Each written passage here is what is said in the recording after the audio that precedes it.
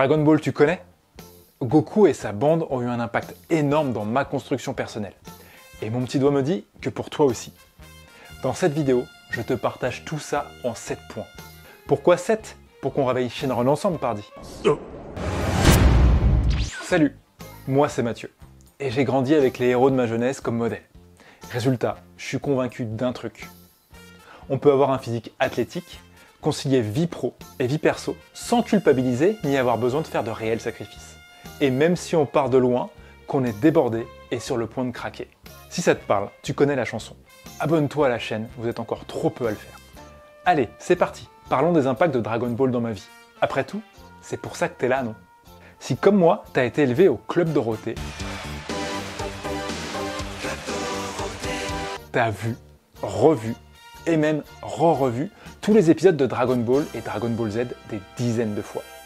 Résultat, Son Goku doit être une des personnes avec qui j'ai passé le plus de temps. On est la moyenne des 5 personnes avec qui on passe le plus de temps. Alors heureusement que c'est un extraterrestre qui a décidé de tout donner pour protéger la Terre. Sinon, j'aurais pu mal tourner. Et encore, je ne compte que les moments passés à mater la télé, parce qu'il y avait aussi la cour de récré et les moments à jouer aux jeux vidéo. Et justement, c'est notre deuxième point. Je pense qu'on peut qualifier l'univers de Dragon Ball d'un véritable phénomène planétaire. Bien sûr, avec les copains, on partageait nos impressions sur le dernier épisode. Mais ça ne s'arrêtait pas là. Je me souviens comme si c'était hier nos combats de Kameha à la piscine dans le petit bain. Et fais pas genre que tu l'as pas fait, parce qu'on l'a tous fait. Sinon, t'es clairement passé à côté de quelque chose d'incroyable, alors mets ton maillot et file à la piscine. Et la variété des personnages faisait qu'on pouvait s'identifier à quelqu'un. D'ailleurs, c'est qui ton personnage préféré? Aujourd'hui, mon personnage préféré, c'est incontestablement Vegeta. Mais plus jeune, je me suis beaucoup identifié au petit Son Gohan, pleurnichard et intello, qui avaient un gros potentiel latent, mais qui ne savaient pas comment l'utiliser.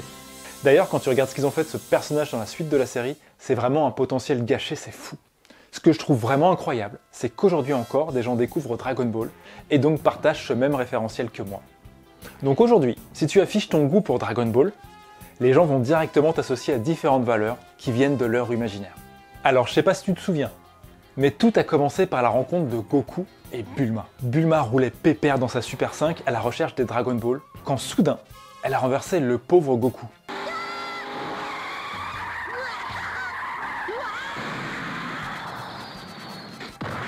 Bon, quand je dis pépère, en fait, elle roulait un peu vite, mais ça c'est un détail de l'histoire. Bon, entre nous, c'est clair que Bulma a profité de la crédulité de Goku. Mais ce dernier a très vite décidé de la rejoindre pour suivre sa quête des Dragon Ball. Des histoires d'amitié, il y en aura tout au long de cette saga. À commencer par Goku et Krillin, qui commencent rivaux et terminent meilleurs amis du monde.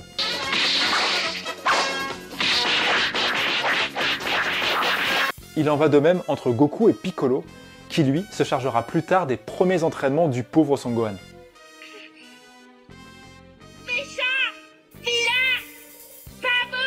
Je pense aussi que même s'il le cache, Vegeta considère Goku comme son ami. Alors en plus de cultiver ton amitié, je t'invite à cultiver ta curiosité quand une opportunité s'offre à toi. C'est comme ça que de développeur, je suis passé progressivement à manager, que j'ai pratiqué pendant plus de 12 années le taekwondo, et que ça me manque un peu, j'avoue, que je me suis lancé dans la calisthénie, dans le cirque, et même que j'ai fait un plongeon sur le plateau de Ninja Warrior.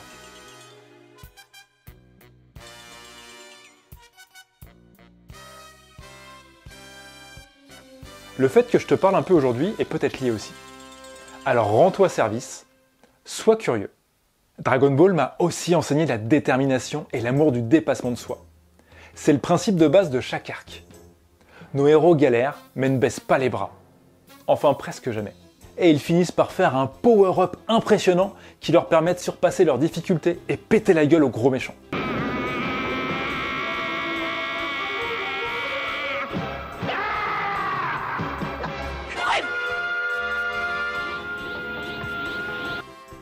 C'est peut-être un peu bateau, mais le message que je retiens c'est « Quel que soit mon objectif, je peux y arriver si je fais les bonnes choses. » Oui, parce que moi, je suis pas un Saiyan super pété, je suis juste un pauvre terrien. Et ce principe se vérifie dans tous les domaines de la vie. Au niveau du sport, de la santé, du mindset, des relations, du taf, etc. Alors certes, dans Dragon Ball Z, c'est carrément tiré par les cheveux. Et parfois, ça perd un peu de son intérêt. Tu sais qu'il va y avoir une nouvelle forme trop cheatée, mais finalement ce côté redondant et vraiment cheaté, ça amène à prendre un peu de recul et revenir à la réalité. Parce que non, dans la vraie vie, je ne pourrais jamais devenir un Super Saiyan. Les boules de cristal n'existent pas. Par conséquent, Shenron ne pourra jamais rattraper mes conneries. Il faut que j'assume.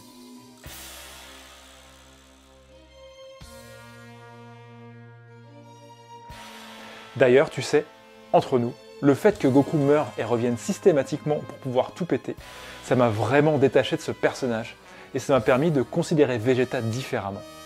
Imagine, t'es un prince et on te bassine toute ta vie en te disant que t'es l'élu, que t'es le meilleur, que personne ne pourra jamais te surpasser. Alors t'es vraiment en mode grosse tête. D'ailleurs, tu te démerdes plutôt pas mal, hein. Personne t'arrive à la cheville. Pourtant, arrivé sur Terre, tu te fais poutrer par un mec random à peine revenu à la vie. Quoi? Mais c'est pas vrai!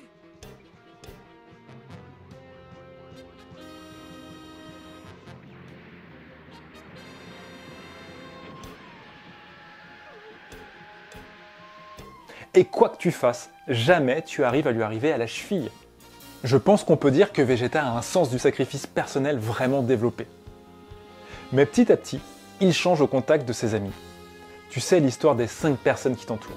Et si lui peut changer, tout le monde peut changer. J'ai changé. Avant, jamais je n'aurais osé prendre la parole en public. Monter sur scène, ou même coacher des équipes. Alors si Vegeta a changé, si j'ai changé, toi aussi tu peux changer. Et un jour, Vegeta a même osé affronter Beerus parce qu'il avait giflé sa femme Bulma. Et sans te mentir, en préparant la vidéo, j'ai rematé la scène et j'ai vraiment été ému. Oh, non! Comment oses-tu frapper ma bulle?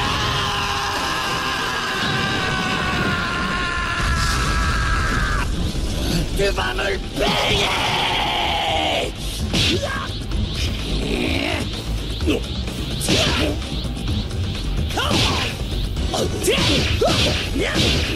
Un sentiment que je suis incapable de t'expliquer, mais qui me poursuit quand je suis témoin de ce genre de scène. Et des émotions, j'en ai ressenti avec les Z-Fighters. J'ai ressenti la colère de Goku quand Frieza a littéralement tué Krillin et qu'il l'a fait exploser. Arrête! Il est trop faible pour se défendre!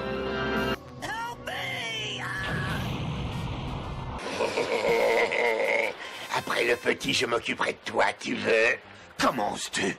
Tu es ignoble!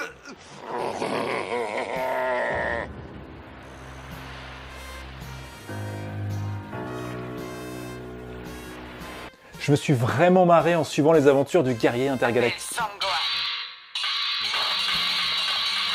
Et tu veux savoir quelle est ma devise? Là où je passe, les méchants trépassent.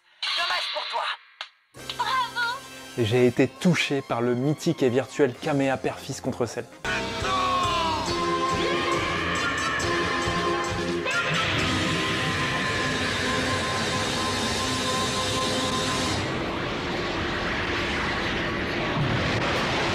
On veut nous faire croire qu'en tant qu'adulte, on doit gérer nos émotions, les contrôler, parce que c'est un peu ça. Mais oublie pas un truc, on n'est pas des robots, on n'est pas des cyborgs. Nous, en tant qu'humains, les émotions, on doit les accueillir. Surtout que sinon, elles finiront tôt ou tard par se manifester autrement. Je crois qu'un des trucs les plus importants que m'a transmis Dragon Ball, c'est l'esprit Saiyan. Non pas comme l'incarne Vegeta, le dépassement de soi dans la douleur, le no pain no gain, mais plutôt comme Goku. Une ambition inépuisable associée à une passion pour l'amélioration personnelle et la réalisation de défis. C'est la fusion entre la détermination à atteindre ses objectifs et la joie éprouvée à chaque étape du parcours. Mais Goku n'oublie pas pour autant ceux qui lui sont chers. L'esprit Saiyan, c'est aussi la volonté de protéger et de soutenir nos proches, quelles que soient les épreuves rencontrées sur le chemin de la vie. Si toi aussi tu veux incarner l'esprit Saiyan dans ta vie, et enfin atteindre tes objectifs, mais que tu ne sais pas comment faire, et que tu veux que je t'accompagne, je t'ai mis un lien dans la description. J'ai hâte de découvrir ta situation. Et si la vidéo t'a plu, commence par mettre un pouce en l'air, et dis-moi en commentaire quelle relation tu entretiens avec Dragon Ball. Dragon Ball m'a marqué à jamais. Cet univers m'a donné des modèles, appris l'importance de l'amitié. Vegeta m'a transmis sa détermination et l'envie de me dépasser. Goku m'a montré que la curiosité n'est pas qu'un vilain défaut. J'ai ressenti de nombreuses émotions et développé ma version de l'esprit Saiyan. Rappelle-toi, Peu importe le défi que tu rencontres, tu as le potentiel d'un Saiyan, à toi de le révéler. Bien sûr que j'aurais pu mettre l'accent sur l'entraînement physique et les arts martiaux dans cette vidéo. Mais c'était bien trop réducteur sur l'impact qu'a eu Dragon Ball dans ma vie.